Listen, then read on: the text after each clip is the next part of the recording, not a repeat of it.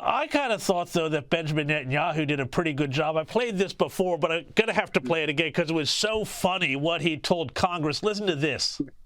Yeah. It's amazing, absolutely amazing. Some of these protesters hold up signs proclaiming gays for Gaza.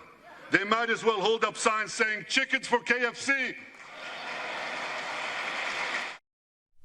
How good is that? I mean, he did the meme. He did the meme, and I think it was like Adam Friedland, another comedian, said that it looks like Jerry Seinfeld was in the writer's room for that one. Because obviously that's funny. These people that are protesting outside against Israel wouldn't even be allowed to be gays for Palestine. There's no gay people that are allowed to hang out in the Gaza Strip, at least not openly. So the double standard is insane.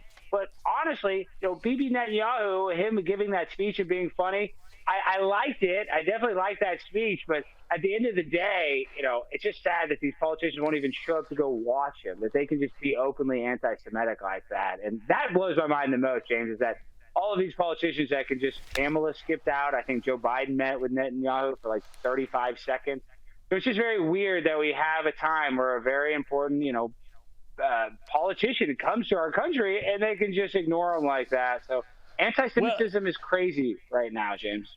It's just insane. I mean, I see it everywhere. But, also I want to get your thoughts on this, too, because you're a comedian, but you're also kind of a philosopher, and you're a thinker about these things here, about how things are going. There's going to be a fascinating sort of war of personalities now on between Donald Trump and Kamala Harris. There's a new ad linking Kamala Harris. Have a look at this new anti-Kamala ad, which has just landed here. Have a look at this. We're not going to treat people who are undocumented across the border as criminals. That's correct. Raise your hand if you think it should be a civil offense rather than a crime to cross the border without documentation. Abolish ICE. Yeah. Is that a position you agree with? And we need to probably think about starting from scratch. Now, this ad goes on with all this sort of the traditional kind of attack ad memes about Kamala Harris's lefty nature. But I'm almost wondering, are we kind of in an era now when that sort of vibe, that sort of zeitgeist has shifted, and the conservatives are going to need more than being serious? They're going to need to bring a bit of wit to the fight here.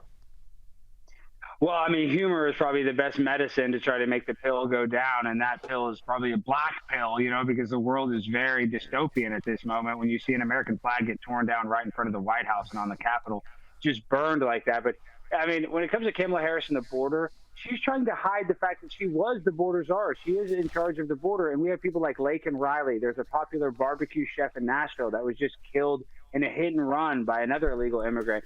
Listen, I'm not anti-immigration, but there should be rules and regulations that these people have to follow, that I have to follow, but they don't. So when they crash into a person and they kill somebody, they get to just go back to their home country.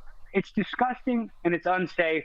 And like I said, I'm not anti-immigration, but let's have some rules. Let's have some law and let's follow it. But the law does not matter anymore here in America.